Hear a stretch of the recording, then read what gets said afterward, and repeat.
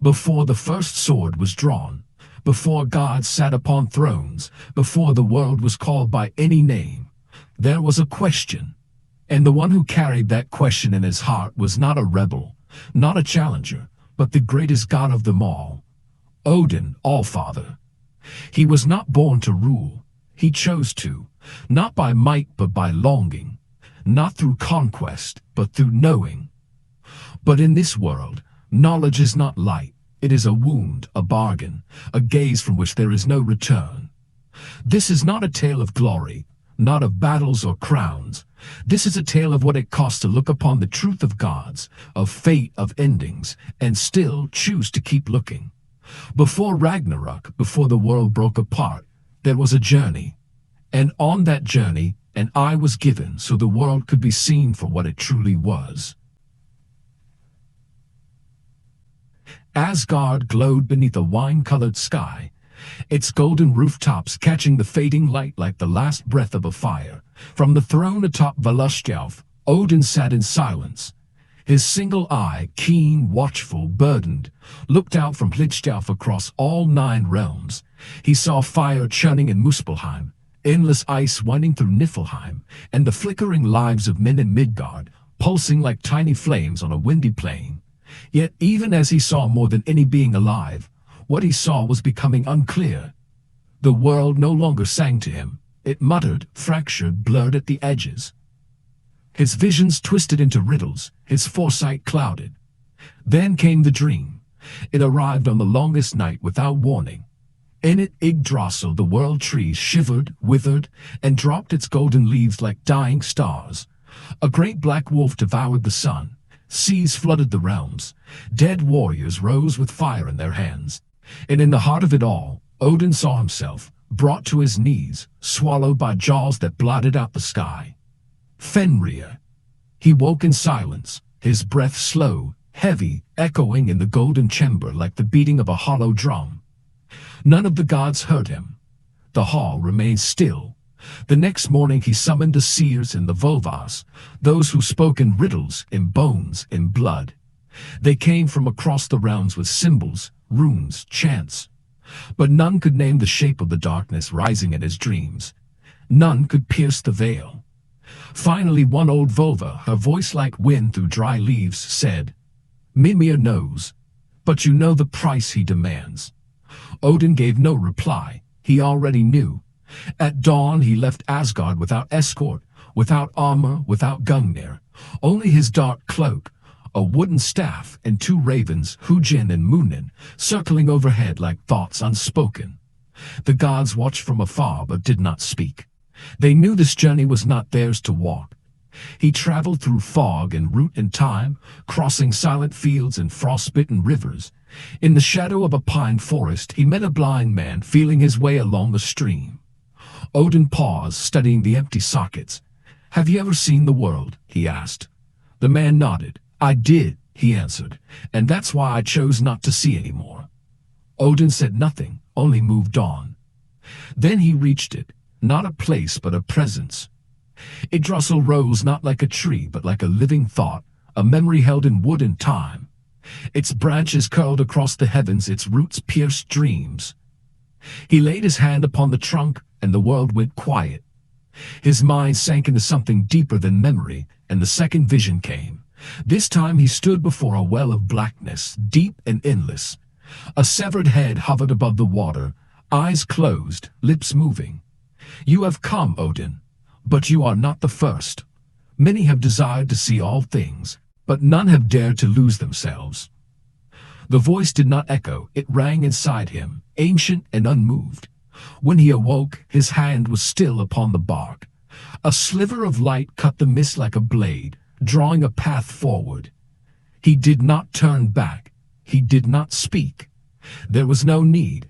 There was only the road ahead, and the price waiting at the bottom of the well. 3 who weave, the Norns beneath the tree.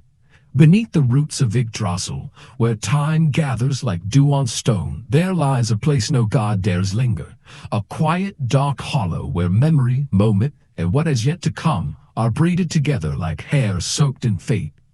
Odin, staff in hand, descended without sound. His boots pressed soft moss, his breath turned to mist. The ravens had flown beyond his sight. Here, even thought dared not speak too loudly. And there they were, 3 women seated at the base of the world tree, ageless, expressionless, yet alive with the weight of all that ever was. The Norns, Urd, whose eyes held echoes of things long buried in dust, Verdandi, who never blinked lest she missed the blink of now, and Skuld, who did not speak, but only wrote, her fingers forever twisting threads into knots no sword could cut. They did not look at Odin. They did not need to. They had seen him coming from the moment the first branch of Yggdrasil grew. He stood before them and said nothing at first. There are no greetings where fate is spoken, only acknowledgement, only necessity. Finally, Urd stirred, her voice creaking like ancient bark. You seek knowledge that lives beyond the eye. Why now, Allfather, you have seen so much. Odin's eye narrowed.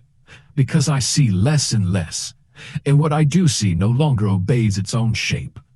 Verdandi's hands paused, just for a breath. The future is not unclear, Odin. It is too clear. That is why you fear it. Skuld looked up then. Her eyes were deep wells that reflected no light. In her lap, the thread bearing Odin's name twitched. She placed a single knot upon it. You come not to ask, she said without sound. You come to offer. Odin nodded. I will pay. And the wind around them hushed, for even the tree wished to hear. Urd's fingers brushed the edge of her basin, water rippling in impossible shapes. To see what you seek, one eye is not enough. Verdandi leaned in, her breath sweet with ash and honey, but 2 eyes is one too many. Odin knew. He had always known. The price of clarity is pain. The price of vision is sacrifice. Nothing is given freely beneath the roots of the tree. Then Urd extended her hand, not demanding, only waiting. Go, she said, her voice suddenly as soft as loam. To Mimir's well, the rest of your sight awaits you there. They turned from him then, as if his presence had already passed from their weaving. Their attention shifted to other threads, threads not yet spun, names not yet known. Odin stepped back, bowed, not in reverence but in recognition. One does not thank fate, one simply bears it. He walked away, the sound of his steps fading like a name forgotten. The tree above shuddered, as if something in its great canopy had changed direction. The Norns returned to their weaving. Behind them, in a bowl of still water, a single droplet fell, a tear or a warning. It made no sound. Odin did not look back. He never would. Through realms of fire and frost, the path to knowledge does not run straight. It coils like the roots of Yggdrasil, curving through mist, shadow, and memory. Odin walked and the world changed around him. He crossed no bridges. There were no markers, no roads. Only will, only direction. The first to greet him was heat, not warmth, not comfort, but the ancient fire of Muspelheim, the land of flame, where nothing grows, where even the air burns. The sky above was a swirling storm of embers, and beneath his feet the black glass of melted stone cracked and hissed. He walked into it without hesitation. From the fire rose a figure, towering, cloaked in smoke, eyes burning like stars too close to the world. Not Surt, not yet, but a sentinel of flame. Why does the one-eyed god tread on fire? It asked. Odin's answer was simple. To burn away the lies I still believe. The sentinel laughed, a sound like metal breaking. Then it stepped aside. Flames licked his cloak, charred the hem, kissed his skin, but he kept walking and the path opened. The fire faded. Cold replaced it. Niflheim, the realm of fog and ice where nothing moves unless it is ancient or dead. Here, silence wrapped around him like wet cloth. The ground was slick, the air sharp enough to bleed. He saw shapes in the mist, faces he knew, or thought he knew, drifting in and out of his sight. They whispered regrets, half-formed truths, things he had forgotten or had chosen to forget. One reached out with a hand made of frost. It touched his chest. You are not the first to seek too far, it said, but you may be the last. Odin pushed onward, breath steady. He walked through a grove of trees frozen in mid-scream, through rivers that sang of endings. He emerged older, though no time had passed. Wiser, though no words had been spoken.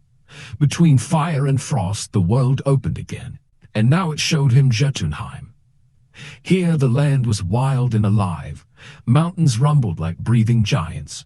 The wind screamed with joy or madness. He could not tell. The sky turned black, then red, then violet. Time twisted here. Nothing stayed where it was. Odin walked among the great stones and forests, and the land watched him. He did not fight it. He listened. From the hills came a figure, shapeless, shifting. A woman, a man, a beast, a shadow. The voice was layered, deep, familiar. You wear the mask of wisdom, it said, but you still crave certainty. That is your blindness. Odin stood still. He did not defend himself. He did not argue. Then blind me, he said, if it gives me true sight. The figure smiled, or maybe snarled, then vanished. He passed through Alfheim, where light shimmered with meaning, and he was dazzled. Through Svartalfheim, where dwarves hammered secrets into the bones of the world, and he was tempted. Through Vanaheim, where harmony echoed like a heartbeat, and he was offered rest. He refused them all. And last Midgard, the realm of men. Their fires burned low in the darkness. Their stories rose into the sky like prayers. He passed unseen among them, watching their joys, their terrors, their fragile moments of defiance and devotion. One old man sat alone beside a dying fire, humming a tune that felt older than the world. Odin paused, listened. In the song was something truer than prophecy, not wisdom, but truth. The kind that does not save, but anchors. When he turned from Midgard, the path was clear, not straight, but certain. Ahead waited the well, Mimir, the price, the pain, and beyond that, perhaps, clarity. The well of Mimir. The air changed before the path ended. It became still, not with calm, but with reverence. Even the wind held its breath. There were no stars above, no echoes below, only a vast and waiting silence. Odin walked slowly now, not from fear, but recognition. He had arrived at the place beneath the roots of Yggdrasil where the deepest knowing slept. The well of Mimir. It was not grand, not a monument of stone or light. It was simple, a still pool, black as obsidian, its surface unmoving, though time itself rippled within it. Around it, the roots of the world tree twisted like veins, pulsing faintly with ancient energy. And at its edge, resting on a stone smoothed by ages of watching, sat a head. Mimir. It had no body, but it was not dead. Its eyes were closed, but it saw more than any god or beast ever had. Its skin was pale, like something remembered rather than living. Odin approached, and the head stirred, as if waking from a dream it had never stopped dreaming. "You have come," Mimir said, without opening its eyes. "At last." "I seek what you hold," Odin answered. "What you guard." "You seek too much," the voice replied, calm and dry as old parchment. "And you offer too little. I will offer whatever is needed." Mimir was silent. The well shimmered slightly, as if something within had heard and approved, or warned. Then the head opened its eyes, and the world tilted. Odin staggered, not physically but in his mind. He saw a flash, 1,000 truths layered over each other. Trees growing in reverse, suns rising only to fall into themselves. Faces he knew, dying in ways he had not yet witnessed. His own blood in the mouth of a beast, the threads of fate twisting around his name like a noose. Then the vision passed. Mimir blinked, and the moment dissolved. "You are not the first to stand here," Mimir said, "but you may be the last who understands the cost." "What is the price?" Odin asked, though he already knew. "One eye," the voice answered. "Not just the sight of flesh, but the gaze you carry, the view of the world as you know it. Once gone, it does not return. What you gain will not comfort you." Odin said nothing for a long moment. Then, with fingers steady and breath slow, he reached toward his own face. There was no scream, no struggle. He plucked his eye from its socket and dropped it into the water. It sank without a sound. The well shimmered again, The surface broke into rings of silver that danced and dissolved, and in that moment Odin saw. He saw the weaving of the Norns. He saw the line of gods broken and reborn. He saw fire in the hands of monsters and silence in the mouths of kings. He saw his own death and what would follow. He saw the ash that would become earth again. He saw too much, and then it was over. He dropped to one knee, not from pain, but from the weight of knowing. Mimir's voice was soft now. You carry it. It will never leave you, but it will also never comfort you. Odin rose slowly. The space where his eye had been did not bleed. It had become something else, a hollow filled with clarity. He turned from the well, the ravens returning to his shoulders. He did not look back. The well grew still again. The eye remained at its bottom, watching without blinking, seeing what must be seen. The hanging tree. The wind had no voice, but it carried meaning. As Odin walked away from the well of Mimir, something ancient stirred in the bark of Yggdrasil. Not pain, not anger, recognition. The god who had given his eye had one more gift to offer, one final descent into knowing. He came to a clearing beneath the world tree. There was no ceremony, no audience, only the groaning of wood and the rustle of leaves like distant whispers. The tree was vast, its trunk wide as mountains, its roots deep as time, its branches clawed the sky and cradled the stars, and yet it waited, not as a tree waits, but as something alive and watching. Odin removed his cloak. He unfastened the leather bindings at his wrist. He tossed aside his staff and his crown. These were not needed where he was going. He stood in silence, bare-chested beneath the boughs, and whispered words only the gods remember, words that do not beg, only bind. Then he found the rope. No one helped him tie it. He slung it over a thick limb of Yggdrasil, pulled it taut, and placed the loop around his throat. He closed his eye. Then he let go. And the world shuddered. 9 nights, no food, no water, no rest, only wind, only darkness, only the tree and the weight of time pressing into his bones. He swung alone, suspended between life and death, not fully in any realm, not welcomed by any god, not yet mourned. Yggdrasil did not creak, it held him. On the second night, he heard the cries of wolves echoing through distant realms. On the third, he saw the first letter of a script older than stars burn behind his closed lid.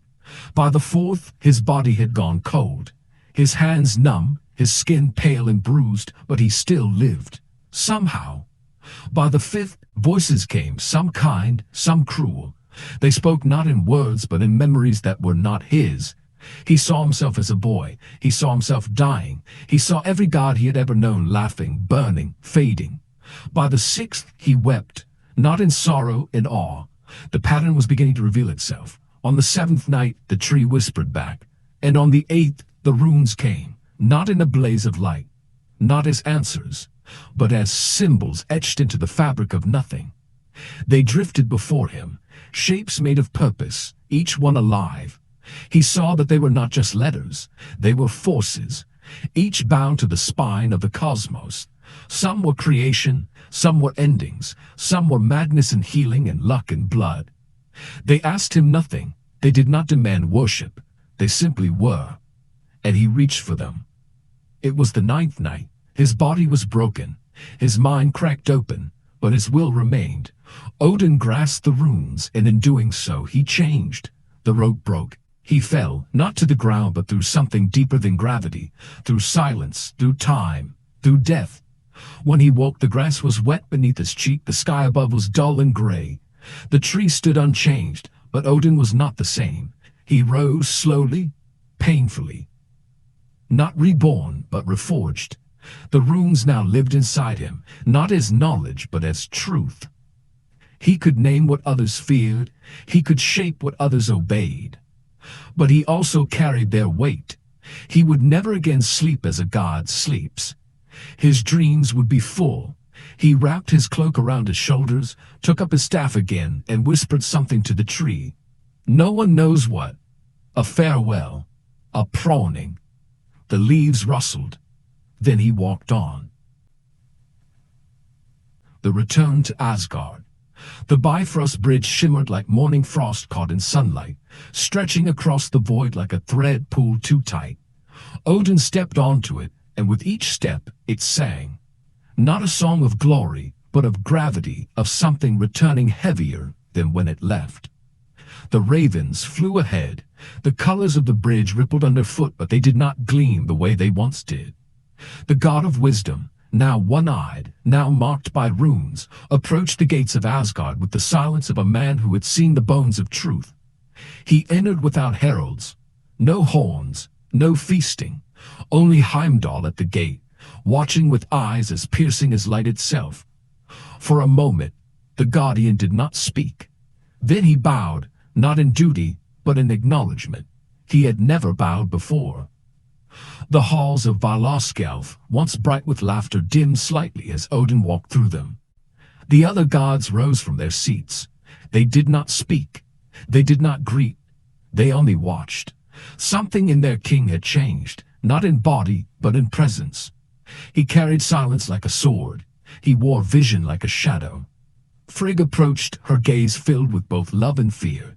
She reached for his face, but stopped when she saw the hollow where an eye had once lived. He gave no explanation. She asked none. Odin sat again upon his high seat. Lichgau felt colder now. From it, he could still see the 9 realms, but the sight had deepened. It was no longer what was or what is. It was what would be, what must be, what could not be escaped. In the deep places of the tree, he had seen it all. The wolves chasing the sun and moon, the great serpent stirring beneath the waves, the fiery sword of Surt burning through the branches of the heavens. He saw Ragnarok, not as a dream, as a certainty, but he did not fear it, because he had also seen what came after. He began to prepare, not with armies, not with walls, with knowledge. He shared the runes with those worthy, Sigurd later, Skalds, the wise women in hidden forests.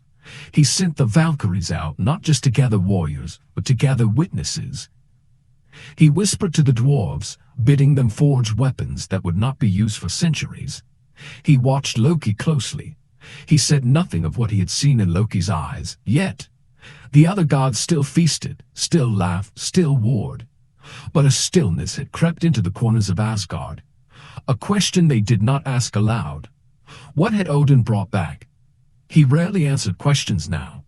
He spoke in riddles, in echoes, sometimes in poetry, sometimes not at all.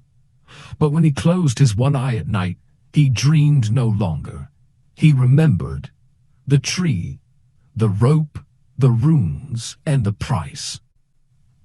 It did not begin as a declaration. There was no horn, no crowd, no crack of thunder in the sky.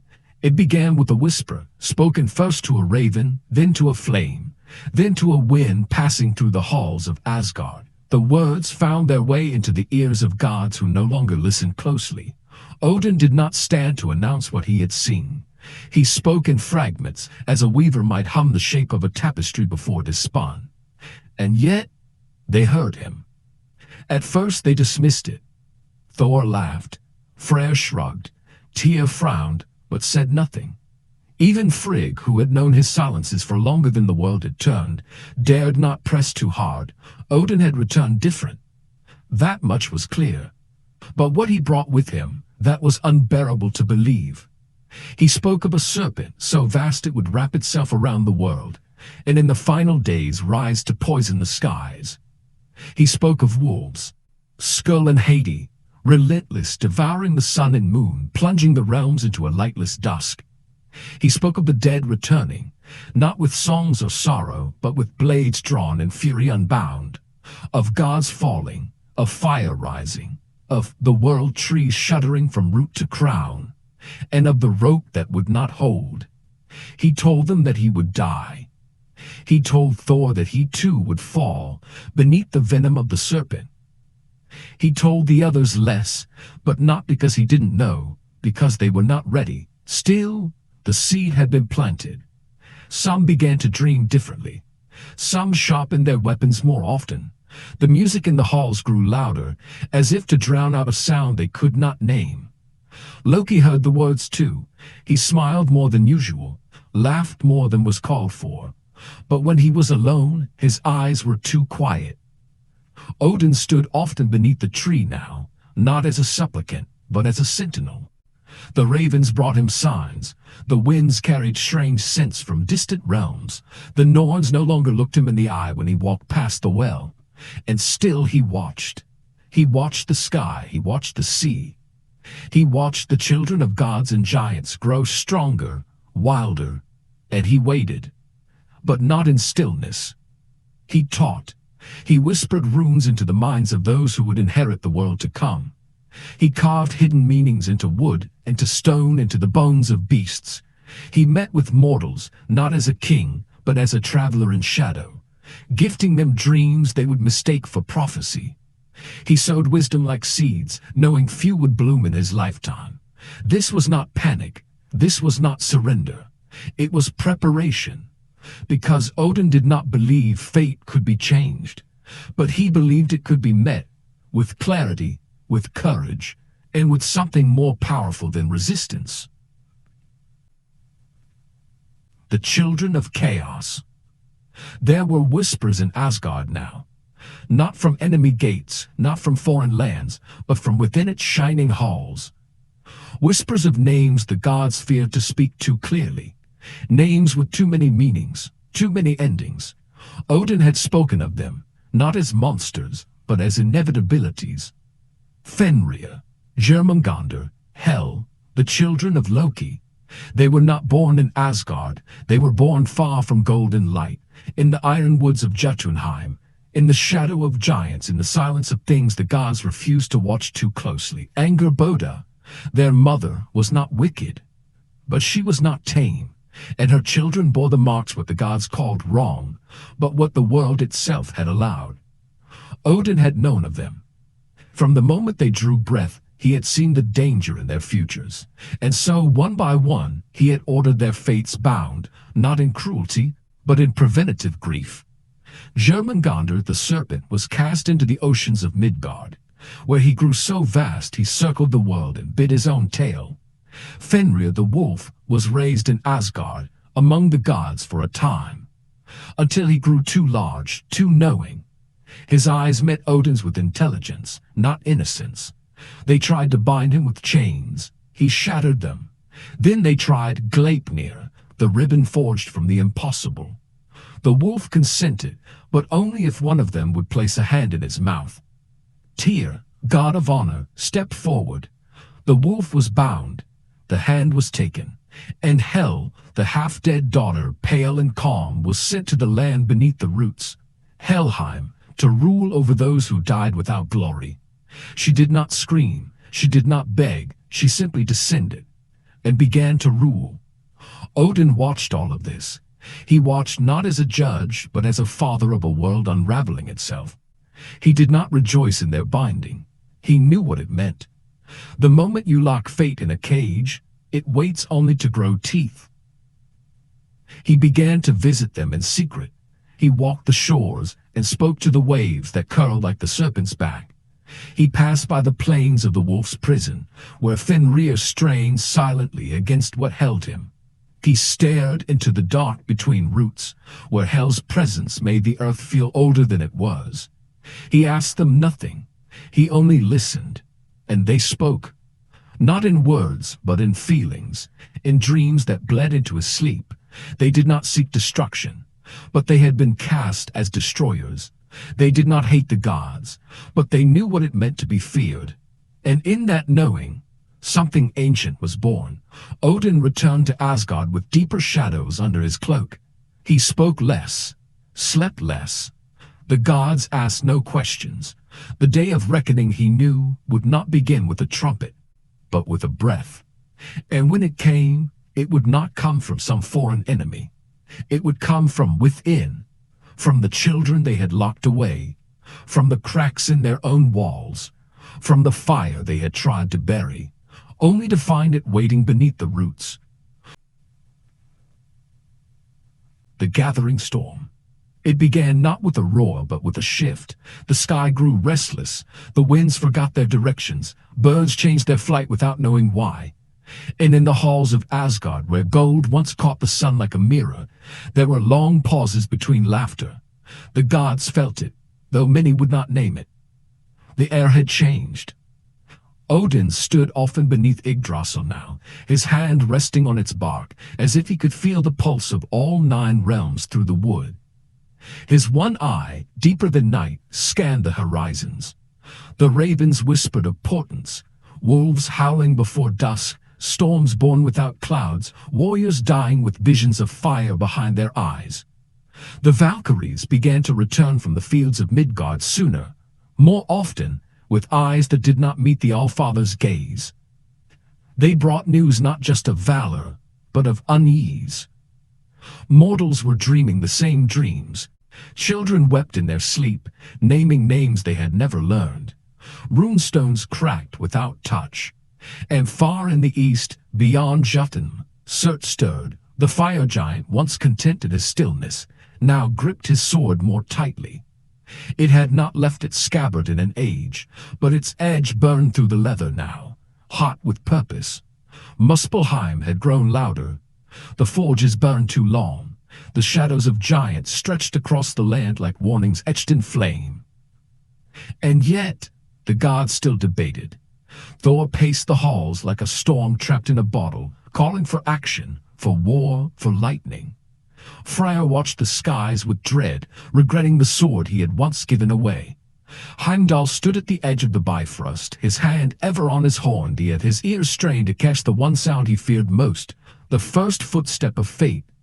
But it was Loki who smiled, not always, not openly, but those who knew him, those who had truly watched him, began to see it. A soft curl at the corner of the mouth, a brightness in the eye that came not from joy, but from recognition. He knew something was near. He was quieter now. No tricks, no chaos, just stillness, the kind that comes before something falls. Odin summoned him once, to walk alone by the edge of the tree. They did not speak much, but at one point, Odin turned to him and asked softly, "When did you begin to believe you would win?" And Loki, without turning, replied, "I never did. I only stopped pretending you would." After that, the Allfather spoke no more to him. Instead, he gathered the choosers of the slain, called them by secret names, prepared their ranks, not for conquest but for memory. He summoned seers, both living and dead, to trace the final days through ash and bone. He walked through dreams not his own, searching for the thread that might hold. But even he knew, Ragnarok would not be prevented, only met. And so the storm gathered. A wolf's breath steamed in the cold. A serpent stirred beneath the ocean. A horn, long unblown, waited in silence. And the gods, each in their own way, stood at the edge of their beginning and their end.